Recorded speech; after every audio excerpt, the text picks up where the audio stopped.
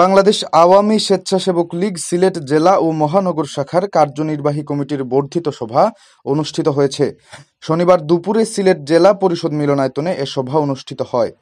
কেন্দ্রীয় নেতৃবৃন্দের উপস্থিতিতে অনুষ্ঠিত এ সভায় নতুন সদস্য সংগ্রহ ও নবায়ন কার্যক্রমের উদ্বোধন হয়।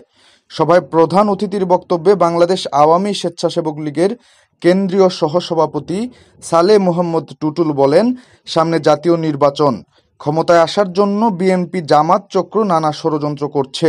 আওয়ামী লীগের উন্নয়নের অগ্রযাত্রা রুখতে দেশবিরোধী এই চক্র সারা দেশে নৈরাজ্য সৃষ্টির পায়তারায় মগ্ন। দেশবিরোধী এই চক্রকে ঐক্যবদ্ধভাবে রুখতে হবে। জাতির যে কোনো চ্যালেঞ্জ মোকাবেলায় স্বেচ্ছাসেবক লীগের নেতাকর্মীদের অগ্রণী ভূমিকা পালন করতে হবে।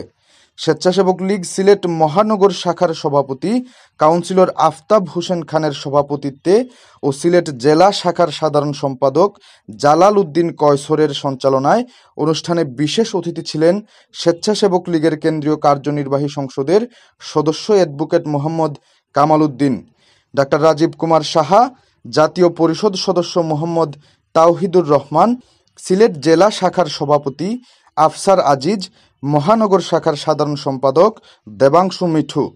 সবাই সিলেট জেলা ও মহানগর শাখার নেতৃবৃন্দের মাঝে বক্তব্য রাখেন আহবাবুর রহমান খান শিশু, মাজহারুল ইসলাম সুমন, মনসুর আহমেদ, ওয়ালিউল্লাহ বদরুল, মিলাদ চৌধুরী, কাউন্সিলর বিক্রম কর সম্রাট, নজরুল ইসলাম, সুব্রত সামন্ত সরকার।